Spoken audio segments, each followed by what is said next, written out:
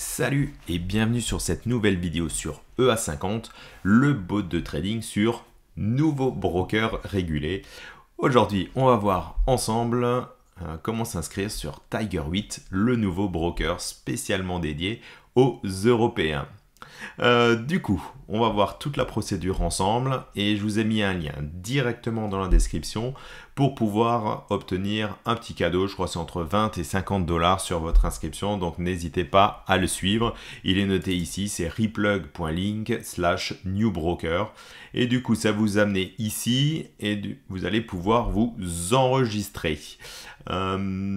Du coup, mon petit conseil, après vous pouvez faire comme vous voulez, c'est plutôt de sélectionner Register via email plutôt que via téléphone. Ça sera plus simple à mon goût, mais après vous faites comme vous voulez. Donc je vais cliquer ici sur Register via email. Je vais chercher le pays dans la liste. Donc voilà, France. Ok, très très bien. On y est. Je rentre mon adresse mail. Voilà, je lui demande de m'envoyer le code, donc il m'envoie un email avec le code. Ok, très bien, donc je vais vérifier. Alors, petite information, il est assez fréquent que ce code arrive dans le spam, donc n'hésitez pas à consulter vos spams pour vérifier si vous avez bien reçu ce code. Alors, du coup, moi je l'ai reçu et dans ma boîte standard. 2, voilà, et je fais Register. Voilà, donc il faut accepter les termes d'agrément, vous pouvez les lire, moi je les ai déjà lus, vous pouvez accepter tout ça, vous pouvez les lire à partir d'ici, et accepter. Donc il va falloir choisir un mot de passe, et voilà, je me mets un mot de passe, je remets le même, et je clique sur Complete. Voilà, maintenant je suis sur l'interface. Elle est disponible en anglais, en chinois, j'ai l'impression, en indonésien, en espagnol, en portugais, mais pas en français. Du coup, on va partir sur la version anglaise. Ici, on a les premières informations. On pourra faire un dépôt, un retrait, les informations de mon compte. Mais surtout, la première chose à faire, c'est d'ouvrir un compte. C'est là où ils vont nous demander les informations habituelles, à savoir une facture et votre pièce d'identité. Donc on va faire Open Account et nous, ce qu'on veut, c'est un live account et non pas un démo account. Donc dans la partie de gauche, là où il y a marqué live account, je vais cliquer sur Free Opening. À partir de là, on va avoir pas mal d'informations à remplir et je vais vous montrer comment les remplir parce qu'il y a certaines questions qui sont un petit peu filoutes et qui du coup nécessitent de bien y réfléchir avant de les renseigner. Donc là, vous renseignez votre numéro de téléphone, ils vont vous demander de vérifier le numéro de téléphone et vous envoient le code par SMS. Voilà, très bien. Ici, on rentre donc sa date de naissance. Non, je ne suis pas dans les années 1800. Voilà, je suis ici très très bien dans les années 70 et donc 79. Ok, je rentre mes informations. Voilà, et je suis un homme. Suivant. Voilà, je fais vraiment tout avec vous pour que vous puissiez voir étape par étape, fenêtre par fenêtre, comment on remplit les informations. Au pire des cas, si je vais un tout petit peu trop vite pour vous, n'hésitez pas à faire pause sur la vidéo pour pouvoir remplir les informations. Je vous conseille de la rentrer manuellement. C'est ce qu'il propose ici, entrez-la manuellement. D'accord, donc voilà, on va mettre ici le code postal. Voilà. Et les informations. Ok, Ok, très bien. Ensuite, ils vont nous poser quelques questions. C'est important pour l'ouverture du compte, donc faites très attention à ce que vous allez répondre. Je ne vous conseille pas de mentir, je vous conseille par contre de faire très attention à ce que vous allez noter, car dans certains cas, comme par exemple, moi j'ai eu le cas chez IG Market, le broker, je n'ai pas réussi à ouvrir mon compte parce que j'avais été un petit peu trop honnête sur les questions, sur les réponses que je donnais à ces questions. Donc faites très attention. Moi, je vais vous montrer ce que moi je rentre. Après, vous décidez ce que vous mettez. Donc, il nous demande, avez-vous habité ici depuis plus de 3 mois? Donc ici, je vais faire oui, j'habite ici depuis plus de 3 mois. Est-ce que votre nationalité est différente de votre pays de résidence? Je mets non. Est-ce que votre pays de taxation, donc pour les impôts, est un autre qu'un pays que la France? La réponse est non. Je clique donc sur suivant. Et ici, on va avoir toute une série de questions auxquelles il va falloir répondre. Pourquoi? Pour voir si vous pouvez prétendre à ouvrir un compte live pour faire du trading. Car le trading nécessite que vous ayez des connaissances et des revenus financiers suffisants pour pouvoir faire du trading. Et comprendre également, pouvoir avoir des pertes. Donc, moi, je vous mets ce que moi je vais remplir. Comme dit, vous n'êtes pas obligé de mettre la même chose, mais je sais qu'avec ces informations-là, ça va passer. Donc ici, pour votre revenu en US dollars, je vais mettre entre 20 000 et 50 000. Quelle est la source de vos revenus? Je vais dire comme quoi c'est lié à mon emploi et à mes savings. Ensuite, combien vous avez dans vos savings, donc à la banque, et dans vos investissements. Là, vous pouvez mettre ce que vous voulez. Je vous déconseille de mettre ce premier chiffre. Vous pouvez mettre un des 3 autres. On n'a qu'à mettre ça. Quel est votre type d'emploi? Est-ce que vous êtes employé, auto-entrepreneur, sans emploi ou retraité? Du coup, en fait, je vais mettre employé. Il demande dans quel type de société on travaille. Moi, je vais voir s'ils ont ce que j'ai. Alors,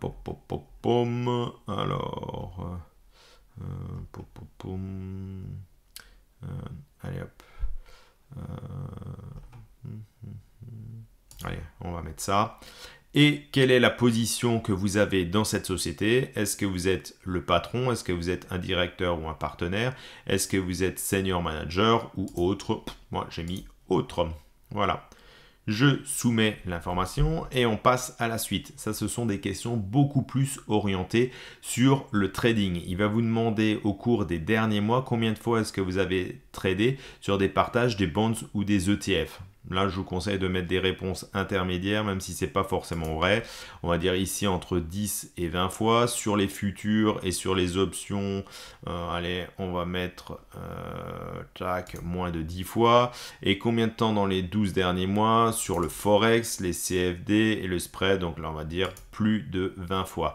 Est-ce que vous avez des qualifications ou de l'expérience qui peuvent vous aider à comprendre nos produits? Ici, j'utilise la première, je veux dire oui, j'ai une qualification révélante et j'ai suivi des cours, même si c'est des cours en ligne gratuits, ce sont des cours. Dans quelle capacité avez-vous tradé?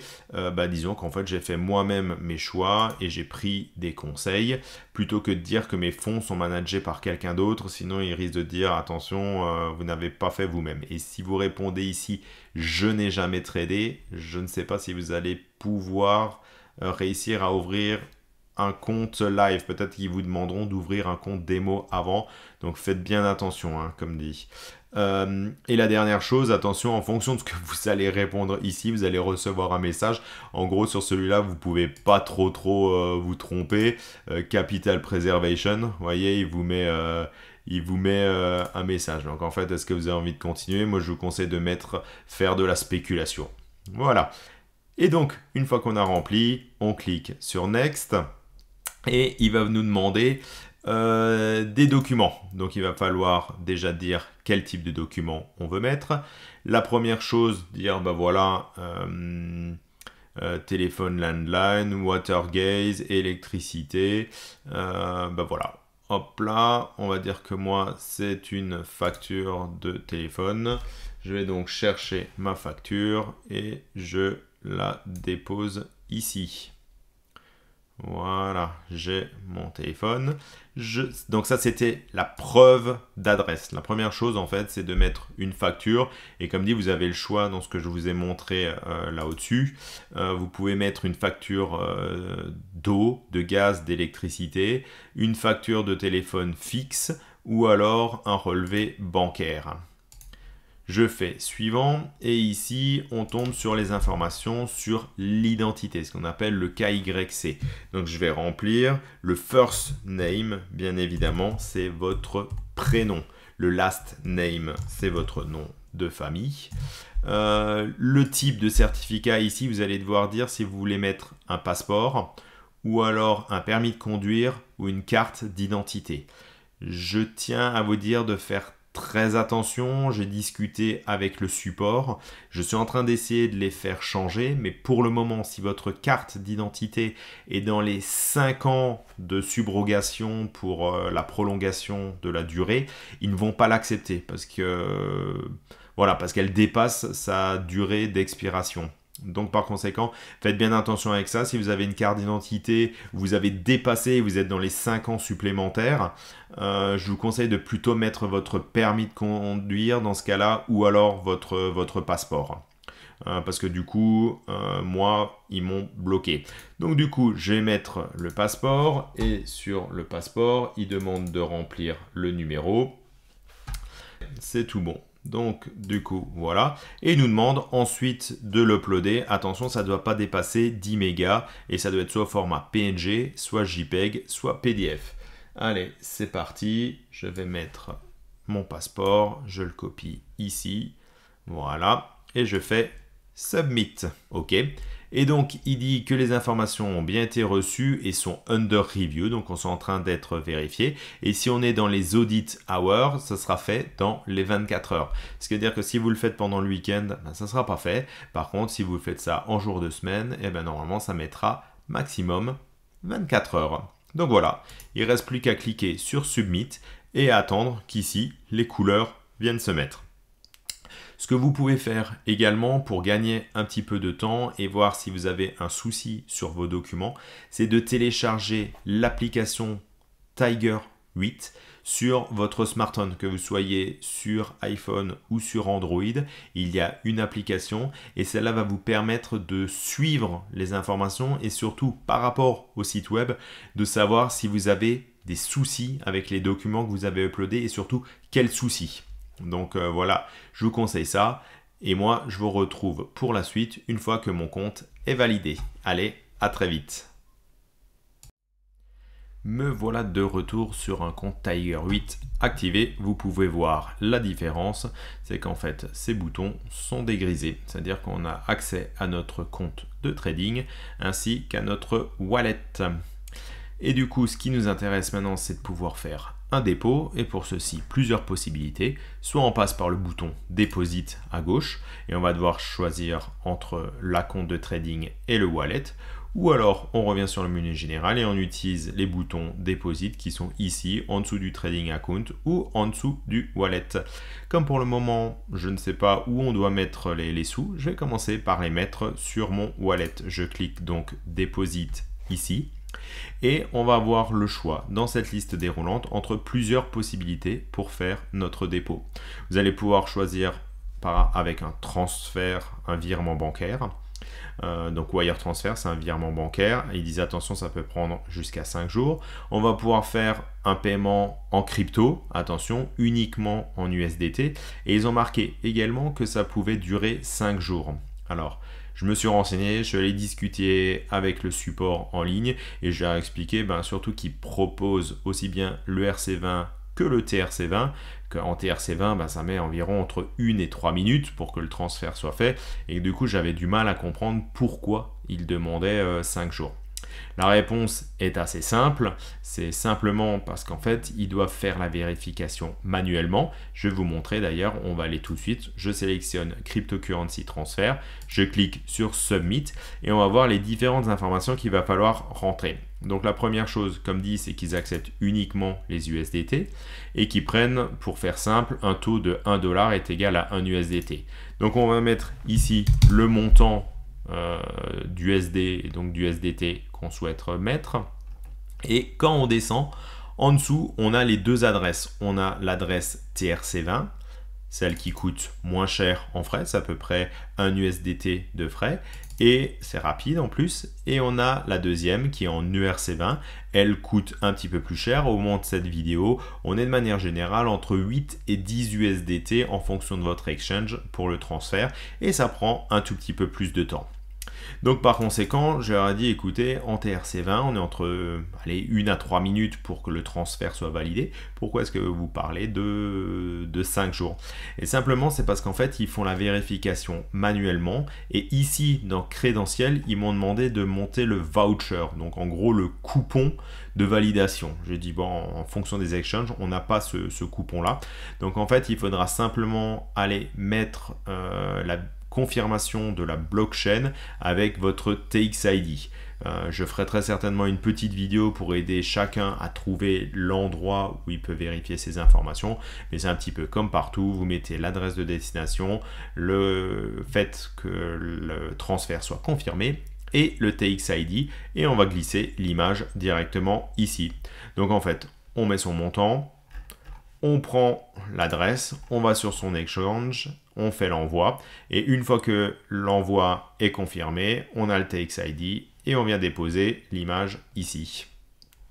Ensuite, on a, je vais revenir, la possibilité de faire par carte bancaire. Alors, je ne sais pas pourquoi, mais pour moi, ce bouton carte bancaire ne fonctionne pas. Donc, il faut utiliser le bouton carte de paiement ici, Hot.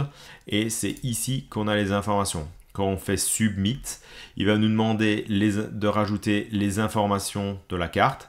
Attention, vous allez pouvoir uniquement payer sur ce mode de paiement avec une carte qui est à votre nom, le nom que vous avez utilisé lors de votre inscription. Il faudra renseigner les informations et ici, il faudra renseigner le code de sécurité.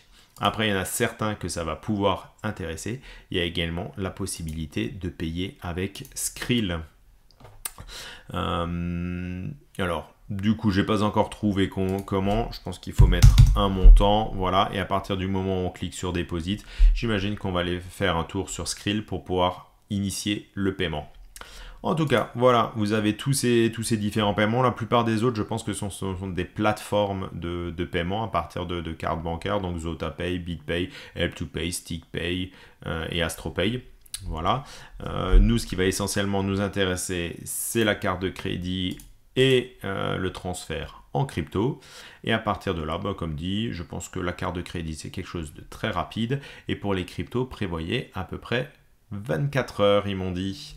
Voilà, du coup, c'est tout pour le moment pour cette vidéo. Et on se retrouve pour la suite pour la connexion du compte EA50 très vite. Allez, à bientôt et bon gain à vous. Ciao!